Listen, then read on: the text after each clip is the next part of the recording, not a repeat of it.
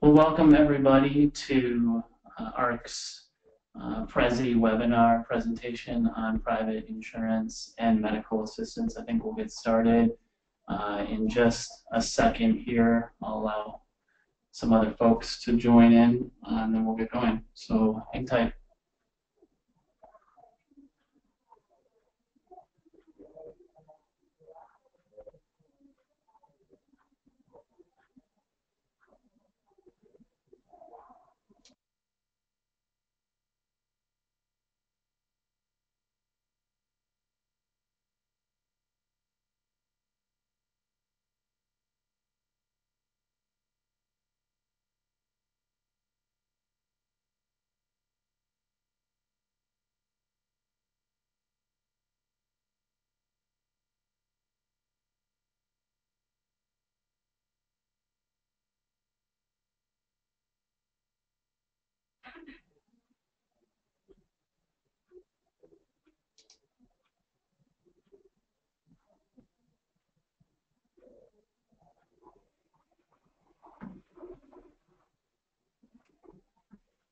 Okay, well, I think we will get started. Again, this is ARC's presentation on private insurance and medical assistance.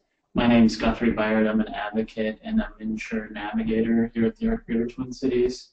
I'm going to be supported this afternoon by our advocacy intern, Courtney Preston. She'll be answering your questions throughout the presentation. So lines will be muted throughout the presentation. If you have questions, you can submit those using the chat feature on the right-hand side of your screen, and Courtney will answer those as fast as she can. If she's unable to answer the questions, she'll try to reserve a few for the end, and I will answer those questions to everybody on the lines here today. But otherwise, if there's others that she can't answer, I'll make sure that she gets your contact information. We'll follow up this webinar with an email that'll list all the questions that people had and answers to those questions and some of the resources that I will talk about today. And additionally, after the presentation, if you have any questions, feel free to give us a call here at the ARC Greater Twin Cities at 952-920-0855 or go to the arcgtc.org for resources, as well as this webinar will be archived there shortly. So if you want to listen in on it again or share it for others' edification, then you can certainly feel free to do that. Let's get started.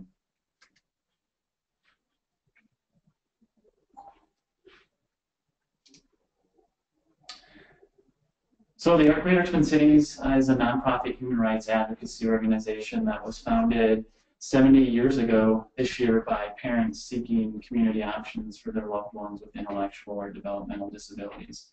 Our mission has been the same during that entire time, which is to protect the human rights of persons with intellectual and developmental disabilities, actively supporting them and their families in a lifetime of full inclusion and participation in their communities.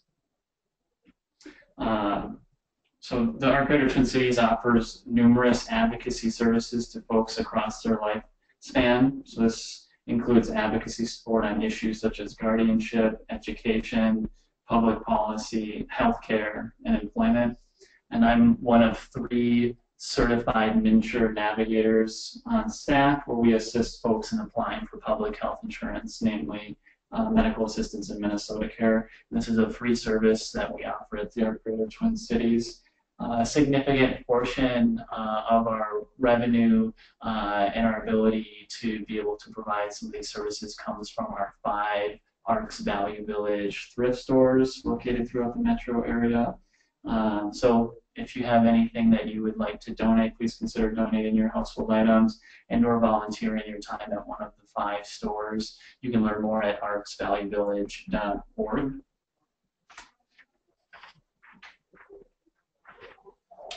So throughout the presentation today, a lot of the information I'm going to be providing can also be found in greater detail in these ARC guides. So ARC guides are essentially fact sheets or quick, short documents that provide you with necessary information on a whole host of disability-related programs and services. So the ones that I will be referring to today are listed. You can also find those on our website at thearcgtc.org under ways that we can help. And there you will find PDFs for all of the ARC guides that are listed here. So the objectives for the meeting today are that the relationship between medical assistance and private insurance will be explained. You'll better understand why private insurance is often not enough healthcare coverage for folks with disabilities. You'll learn about the cost-effective health insurance process that the county undertakes, why it would be meaningful to you, and how counties specifically conduct that process, and additionally what a determination means for your healthcare, for the healthcare of that of a loved one. And then additionally, we will, at the end, I'll recap what it is that we talked about and provide some additional resources. So what is medical assistance and private insurance? So medical assistance is often referred to as MA, so I think going forward we'll just refer to it as MA, and it's the state's version of Medicaid. So this is a public health insurance program that essentially is the lifeline for many folks with limited income or who have disabilities. It's important to know that medical assistance, or MA, is not MNsure, so oftentimes we'll get calls from folks who say that they need to have MNsure in place. They were told to get MNsure in place. MNsure is Minnesota's online healthcare exchange where one could go to apply for MA, or Minnesota Care, or even private health insurance, but it's not a healthcare program itself.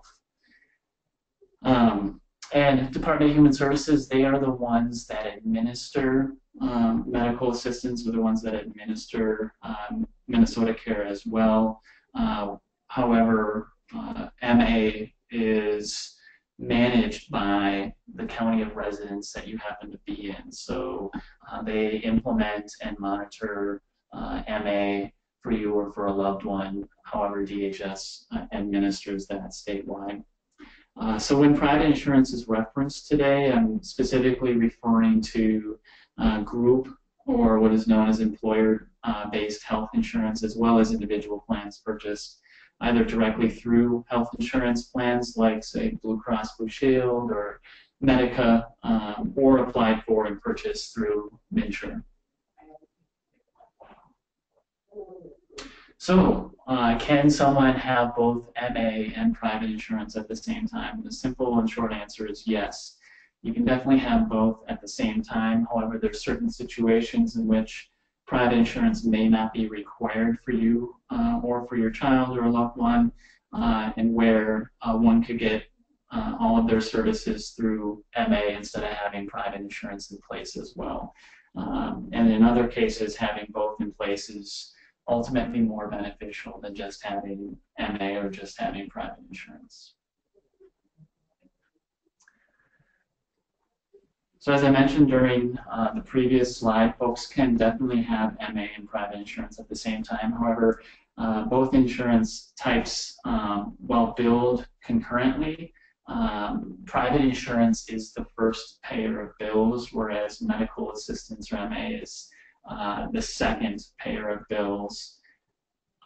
And that's assuming that your private insurance or the providers that you happen to be going to actually cover medical assistance. So it's important to know that the providers that you are seeing through your private insurance also takes MA, and so that if they're going to be billing MA, that they will get reimbursed for their services. So if you, wherever you're at in the application process, or if you already have MA in place, or you have a client who has MA in place, it's important to ensure that they follow up with providers that they're seeing right now to ensure that those providers can bill medical assistance so that folks aren't stuck with healthcare costs that they thought MA was going to cover.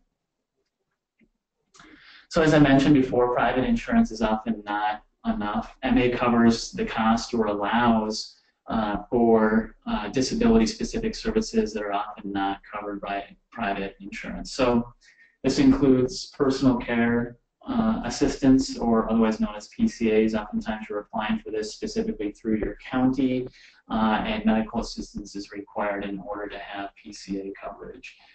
Another program that's administered through the county is what's called Consumer Support Grant. That is also something requires medical assistance or MA, and is not something that private insurance covers. And additionally, you might have heard of home and community-based waivers, and that is also something that requires MA to be in place. So just to give you a little bit more information on these, so PCAs, they offer assistance to individuals around eating or bathing or clothing that help keep folks in their communities. And again, this is something that is, as you can imagine, is typically not covered by private insurance that would allow for something like that.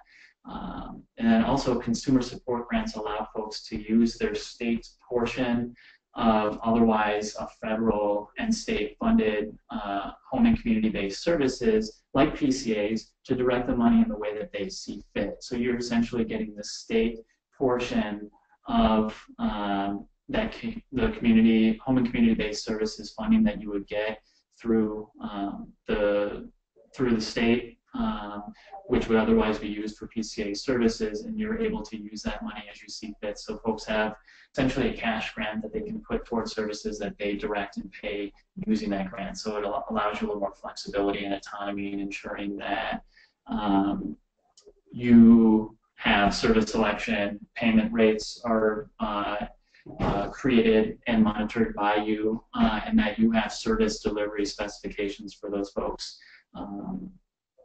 So parents, spouses, family members, trusted neighbors, or friends could actually be paid for these services that you would get through a consumer support grant. And again, just to reiterate, you can't have PCA services, so traditional PCA services through the county, and then also receive the consumer support grant. So they are exclusive. Waivers allow states to use creative alternatives to placing folks in hospitals, nursing facilities, or intermediate care facilities for persons with developmental disabilities. You might have heard of it as ICF-DDs, formerly ICF-MRs. So these services are in addition to the services that one would get through MA coverage. And some of these services include supported employment, support, or respite care. And then also MA also covers disability-specific therapies such as applied behavioral analysis, or ABA.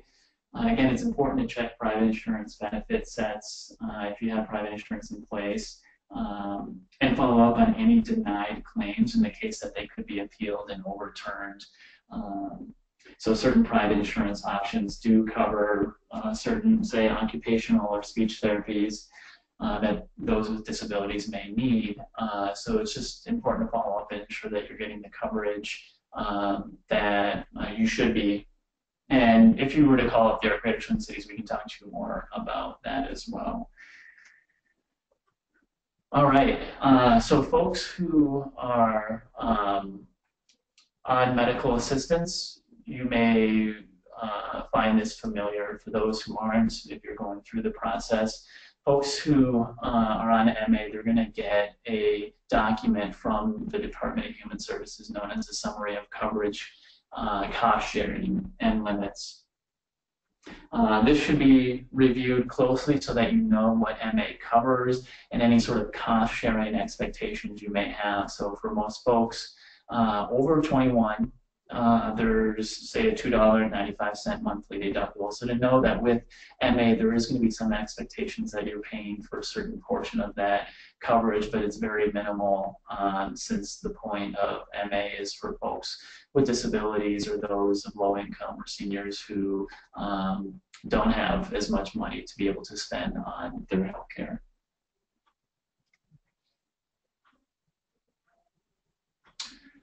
All right, so the Minnesota Healthcare Program's member help desk. So again, this is going to be something that might be familiar for folks who are already on MA. This phone number is something that's listed on your MA or your Minnesota Healthcare Program's health insurance card. I list this here because it's very important to know that this is a great resource for you. So it's a place that you can call to better understand the services that are covered under medical assistance. So if you have any questions, say, on that previous document that I mentioned, you are looking for some services or programs that may or may not be covered, you don't see them listed, this would be a good phone number to call. They provide you with a more exhaustive list of covered and services that aren't covered as well. And again, that number is on the back of your healthcare card. It's important too to know that if you were to lose that card, it might be good to write this phone number down and just have it handy so that if you do happen to lose a card, or you know someone who loses a card, that would be the phone number that you would call to get a new card issued to you. All right, so cost-effective health insurance. So when someone applies for MA, whether it's through MNsure or say you're applying directly for MA through your county, which happens in certain circumstances, you'll need to disclose any health insurance that's currently enrolled in, as well as that which is currently offered by, say, an employer. The county will ask the applicant to submit copies of any sort of current health insurance that's in place. So they'll want a copy of the front and back of your private insurance card for whoever is applying. Counties, they conduct this process essentially because they want to find out if other insurance can pay for the medical costs in place of MA. So insurance that's deemed cost-effective is essentially coverage where the cost of premiums and copays and coinsurance is less than that of what MA would pay for your care. And we'll talk a little bit more about that in a bit here. So the types of health insurance eligible for cost-effective health insurance, when the county does their determination process, they're going to be looking at private insurance that falls into one of these categories. So it's going to be group health coverage, again, employer-sponsored health insurance, or individual health insurance that someone has applied for either through MNsure or has gone directly to an insurance provider for that healthcare. It also includes COBRA, which would be that extended employer-sponsored health insurance if you happen to lose a job or transition it away, or Medicare, which includes Parts A and B, as well as TRICARE for those military personnel and their families. It's important too to also know that dental and vision plans are also eligible for the determination process. And so if you have that in place, counties are going to want to know if those are in place and a little bit more information about that. And then just to reiterate too, if again, while we're going through this presentation, if you have any questions, feel free to use the chat feature on the right-hand side. You know, you'll have a whole host of different features available in that chat feature. You can write in your questions, and then Courtney again will be answering those as quickly as she can because the lines will stay muted throughout the presentation. Okay, so how does the cost-effective health insurance program work? So There are a handful of counties that conduct the cost-effective health insurance process differently than others, and I'm specifically speaking to the metro counties, the 7-county metro area, which the Arc Greater Twin Cities serves. Typically, it's a referral to each county's cost-effective health insurance unit from the financial department, whether it's a financial worker or a team, to start that determination process. However, there are a few exceptions with some of the counties. So, while say in Dakota County, financial workers, they will review the current or available private insurance and then make a referral to that county's cost-effective health insurance unit that they will essentially not make that determination themselves, but send it to that unit in particular. Whereas with Ramsey County, those financial workers, they will conduct the cost-effective health insurance determination themselves and that process themselves. So that means that you would essentially be getting documentation about the process from that financial team directly regarding cost-effective health insurance, whereas in Dakota County and the other counties, you would be getting that from the cost-effective health insurance unit themselves. So at least in Ramsey County's case, the financial team or workers, they also conduct the process, which might actually be beneficial for some folks, where if you had questions about that, you'd be reaching out to the financial department for all things related to MA, since again, they're the ones that are managing MA. All right, so what does the cost-effective health insurance unit do? So what they do is they, as I mentioned, you'll be getting information in the mail. They send out a notice that they are going to be conducting that review. And this is during the application process. So this isn't something, again, that is going to be conducted after MA is already in place, because with this determination process, they're going to find out whether or not MA should actually be in place or as a secondary health insurance, or should it be the primary health insurance, because again, that private insurance is not deemed cost effective. So there's going to be 2 documents that you or your client or your loved one will get specifically.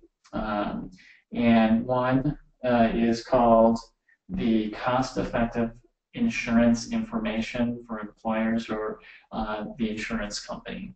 So this is something where you would be sending this to your employer's HR rep or directly to your insurance company.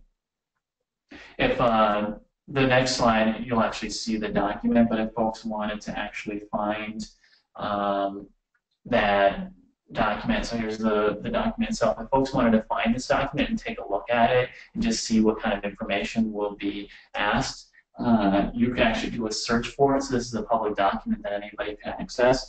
If you were to type DHS as in Department of Human Services and then 2841, and then maybe supplement that with what's referred to as eDocs. So all documents that DHS has are called eDocs if they're available electronically. If you type that into your search bar, you should be able to have access to this so you can see this document.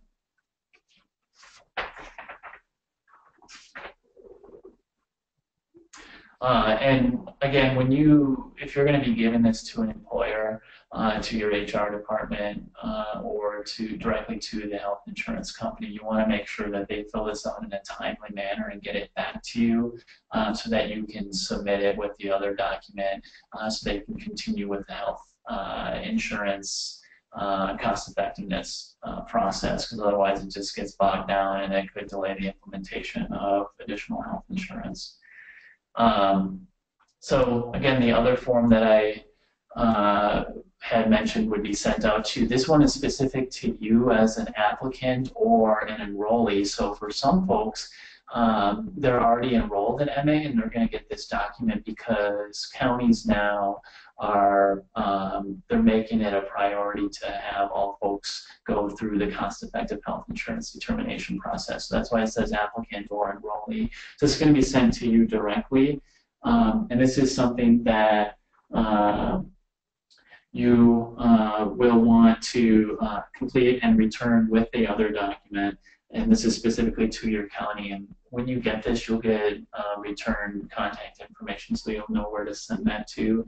You're also going to need to send in copies of explanation of benefits for the past year as well, in addition to the employer form that I mentioned before. So if you haven't had, say, private insurance in place for an entire year, they'll want to have an explanation of benefits for any healthcare that's been utilized since essentially the inception of that private insurance. So if it's 6 months or 3 months, they'll just want to see if there's any healthcare that's been utilized to better understand the type of private insurance that you have.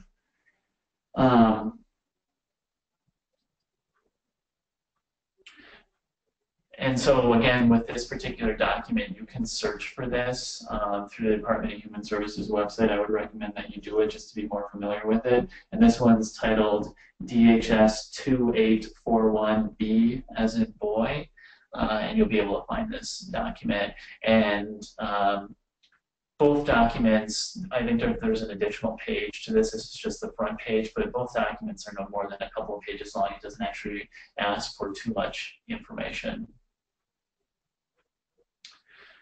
All right, so the determination process. So the county is going to wait for you to send back those documents, and then they're going to process. And I can't tell you how long it would take or how short it would take. Each county is a little bit different. I would imagine if you're going through Ramsey County or a county where it's one particular department that's filling those out or processing those, it might be a little quicker because there's less communication that needs to occur between the departments.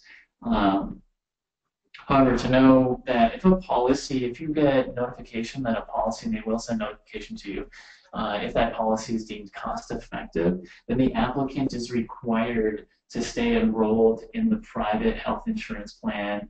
However, they're eligible to have MA reimbursed for copays, deductibles, premiums, and or coinsurance. Now, if the policy is deemed not cost effective, then the applicant has the opportunity to disenroll from that private health insurance plan or to remove that child or whoever is applying for MA from the private insurance plan and get all coverage through MA, so that MA would be that primary health insurance for that individual.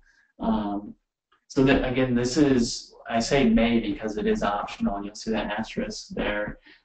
You could still maintain both types of health insurance if that worked out. It's important for folks to then determine what are the cost implications for a family and any sort of additional costs or savings with continuing to have private insurance. And some folks, in some cases, folks may want to have that private insurance in place for their loved one. It's just a determination of the types of health care that you utilize and the needs for that individual. So you're going to want to consider that. And then if you were to have private insurance in place in addition to MA and keep both of those, it's going to be a situation where that primary insurance is going to be your private insurance, like through Blue Cross Blue Shield or Medicare or wherever, and then the MA is secondary and is that second pair of bills for any sort of coverage that is obtained. Additionally, you're going to get information on how premiums are reimbursed to you. So if you do happen to have MA where you stay enrolled and you're, because it's cost effective, you stay enrolled in the private insurance, and then MA is going to reimburse you for those things. You're probably wondering how exactly they're going to reimburse you for those premiums. And it can either be directly through the insurance provider, or the applicant is sent a check directly in the mail from medical assistants, from the county of residence. But it depends on the particular county, and I couldn't tell you which ones do which. They all vary.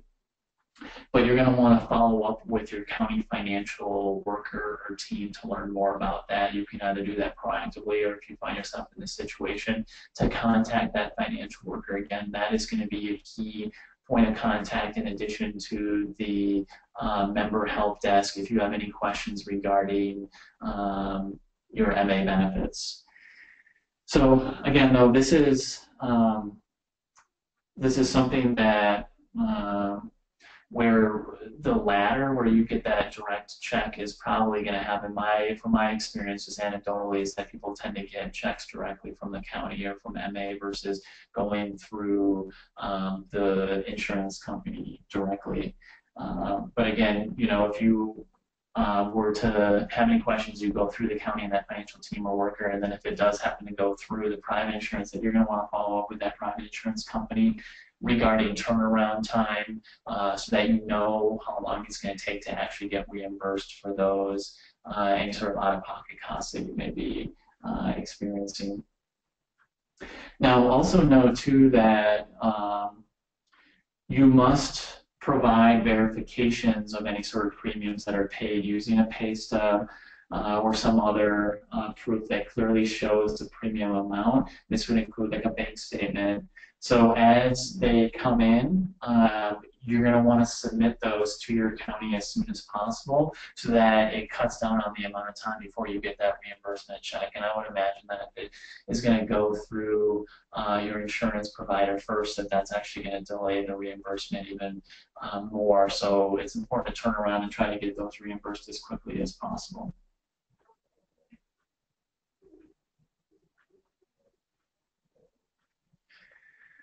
All right, so a few more things to know. So folks who find themselves in a position where their health insurance is cost effective, they're going to be excluded from managed care medical assistance, or MA, and they're going to be on what's known, you might have heard of it as straight MA or fee-for-service MA. And also know that if this were to be the case, that you know, if you have private insurance in place, that if there are any changes to private insurance, that you're also notifying your county immediately, because again, as it stated there, they may have to do a new health insurance, cost-effective health insurance redetermination process, and that might take a while. So it's better to let them know of any sort of private insurance changes, whether it's being dropped or it's being changed to another private insurance provider.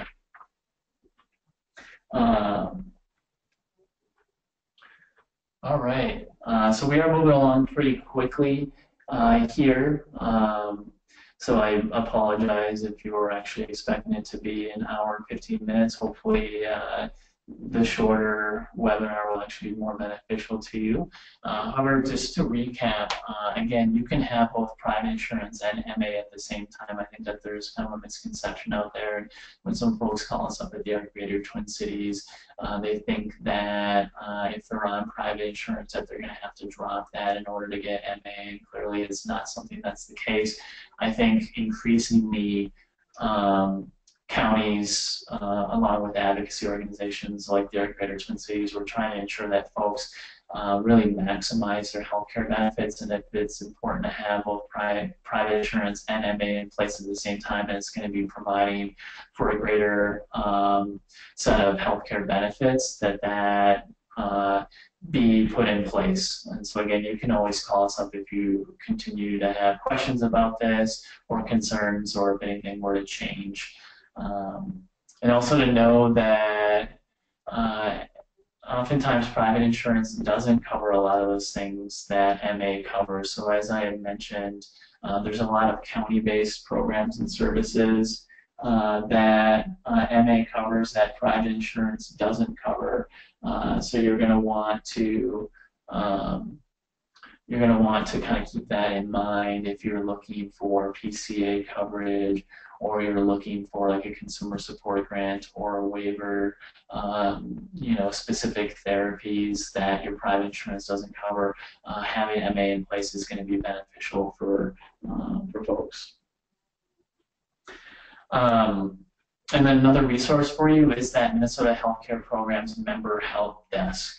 And this is the help desk is there for folks who are on medical assistance or Minnesota Care, and that phone number is on the back of your card. You give that phone number a call, and they can go through a more exhaustive list of covered benefits. And then if you have any specific questions about providers, they'll actually do a provider search for you and let you know whether or not someone can take MA or not, so you're not in a position where you're getting you're utilizing your healthcare benefits and you find out that a current provider actually doesn't take MA.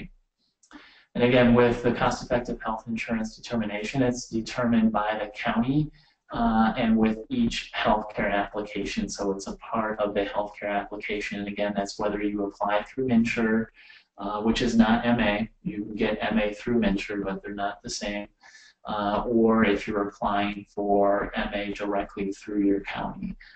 So one reason someone might be applying directly through the county, say, is if they have SSI in place, which is known as supplemental security income through Social Security, or they're applying for certain MA types, in particular what's known as medical assistance for employed persons with disabilities, then you're going to be filling out what's called an application for certain populations. And it's a paper application that gets submitted directly to the county, and you wouldn't even be going through MNsure at that point. But either way, there's going to be a cost-effective health insurance process that is going to be gone through by your county. And then determination does impact how MA works with you and how it works with private insurance. So it may turn out that you keep private insurance in place for you or a loved one, and then MA is there to reimburse you for premiums and out-of-pocket expenses and such. Otherwise, it could be determined that it's not cost effective and MA should be put in place as that primary health insurance.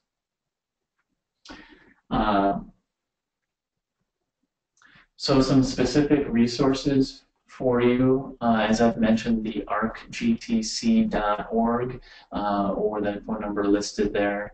That's our main number. If you call that and you ask for specific advocacy support, you have specific questions around different areas, you'll be routed to the advocate who specializes in that area. Recently we revamped our website and I think that it does a really good job of providing you in a timely fashion with the information that you need. And one way to get some support is by using our online Ask an Advocate feature. So there's a section that's called Ways That We Can Help, and if you click on Ask an Advocate, then it's going to be a series of fields that you fill in and where you can actually ask your question, and then again that gets routed to the advocate who can respond to your questions. And then on our website, we actually have the Healthcare Access webpage that you can use. There's some other webinars that we conducted earlier this year and some other resources around MNsure, around the Affordable Care Act, around health insurance in general that I think you'll find beneficial there. And then also those art guides. And so a lot of the information I've mentioned can be found in art guides. So if it's on the developmental disabilities waiver or the consumer support branch or personal care attendance, or if it's on different types of medical assistance, we have a whole host of art guides that are going to answer a lot of the questions that you have. So I definitely direct you to those resources, and then to follow up with us for sure if you have any additional questions. And then again, that member help desk is going to be integral for folks who are on MA currently. So again, I'm Guthrie Byard, Advocate MNsure at Advocate and MNsure Navigator at the Greater Twin Cities. That's my direct email if you wanted to send me an email. And it looks like we have some extra time here. We are getting some questions that are coming in. So I'd like to take a little bit of time here to answer some of those questions. So one question, can one have their private insurance paid for by medical assistance if it is determined cost effective, and how does that work? So again, yes, if it is determined cost effective, you can have that private insurance in place, and then MA or medical assistance would be there to pay or to reimburse you for those premiums that you're experiencing with private insurance. And so they're determining that MA is better to have for you to reimburse you for those private insurance out-of-pocket costs. Because otherwise MA would be, if it were to be in and actually be a second payer of bills, would be too costly for the county to administer. So just to reiterate that again, because I think that can be kind of confusing, is that so when you get determination, regarding whether it's determined that it's cost effective or not, what that means is that it's cost effective, the applicant is required to stay enrolled in the private health insurance plan and is eligible to have MA reimbursed copays and deductibles and such. But if it's not cost effective, then the applicant may disenroll from the private plan and get all coverage through MA. So then if you were to go to a provider, it's just going to be billing medical assistance for your health care. But again, that's optional, and it's up to you to determine whether or not you want to keep both in place or to just have MA in place as a private insurance provider. And it may very well be that you stay on private insurance, but it's your child or it's a loved one that you are having on MA, you know, as a standalone and not on your private insurance plan. That may very well be the case. All right, so another question here. Will MA pay for cost-effective private insurance regardless of the MA program someone has? So TEFRA, MA, EPD, et cetera. Yeah, so so you know, the initial application, again, it's going to be fairly similar. There's really those two routes that I talked about. You're either applying for MA through MNsure, that online healthcare exchange, regardless of the type of MA. So I had mentioned for employed persons with disabilities, that's a type of MA, or there's one called MA TEFRA, which is for children up to ages 19, where they are getting onto medical assistance based on a certified disability, either through Minnesota's State Medical Review Team or through Social Security.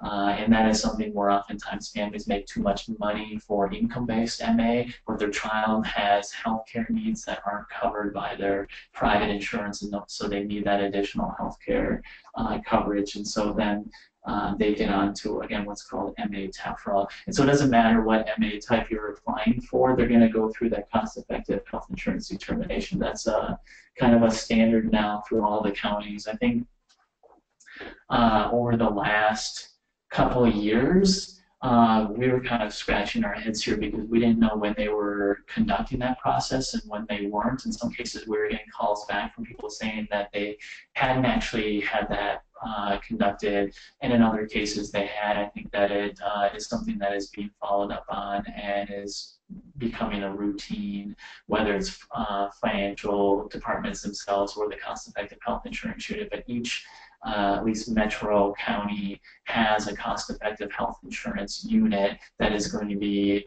involved in the determination process at some point. And another question, I do have MA and private insurance. If I drop my private insurance that was deemed not cost effective, will it be more difficult to be seen at clinics or hospitals of my choice? Yeah, I think the key words there are of my choice. So again, if you have just MA in place, not everybody takes MA. And I'm sure folks know that with public health insurance, not all providers will bill MA because the reimbursement rates are oftentimes lower than what they would get through contracts with private insurance companies. So it's important to do your due diligence and to find out if you are just going to have MA in place, that those providers take MA. And again, the way that you can do that is just by asking your providers directly or by contacting the member help desk and having them do a search of providers in your area that take MA.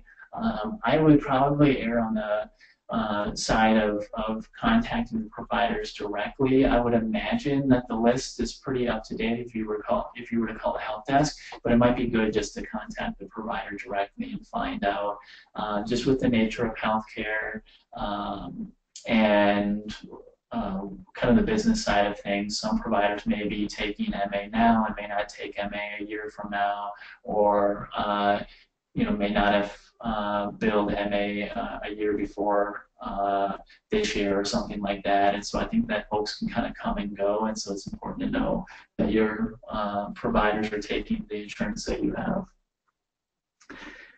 Last question here, and it's where do we get the MA application itself? So as I had mentioned, one way is to apply through MNsure. So if you go to www.mnsure.org, so it's MNSURE.org,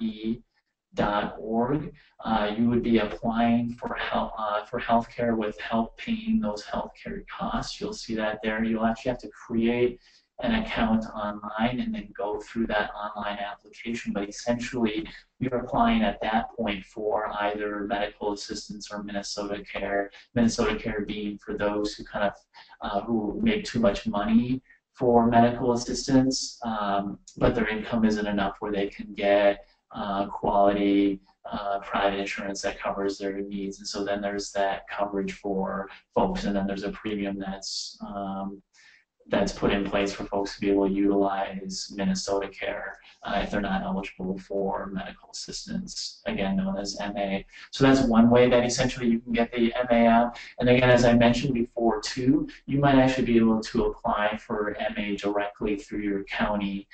So if you already, say you already have a certified disability, or someone you know has a certified disability through Minnesota's State Medical Review Team or through Social Security, then that's one way where you can actually just apply directly through your county through an application known as the application for certain populations. And don't quote me on this, I think it's, if you were to search for it online, I believe so it would be like a DHS eDocs document. I think it's 3781, application for certain populations. Otherwise, just give us a call or send me an email and we can find that out. Otherwise, maybe Courtney can type that into the chat feature, but I think it's 3781, and that's actually something that you can download and fill out. But if you're going to be filling out the app for certain populations application, I'd probably recommend giving us a call just to make sure that that is the right application that you should be filling out. Another reason why you might want to fill that one out is if you're looking at MA for employed persons with disabilities, so someone you know or you yourself have a job and you're making more than $65 a month, you may be eligible for MA EPD, and if you're applying for that type of insurance directly, then that's the application that you would fill out. So that bypasses MNsure, and it just goes directly to the county. And we actually have some tips and tools on that. So again, if you have questions about that, you can give us a call and we can talk about that application for certain populations process. So other than that, that is all I have for folks. Looks like we finished a bit early. So again, I apologize if you're hoping that it would go longer, and hopefully your questions were answered. If you have any additional questions, just feel free to give us a call. See if I can go back one. So it's the arcgtc.org, 952-920-0855. Otherwise, you can reach out to me directly. Hopefully this has been beneficial for folks. And I hope that you enjoy the rest of your day. Thank you.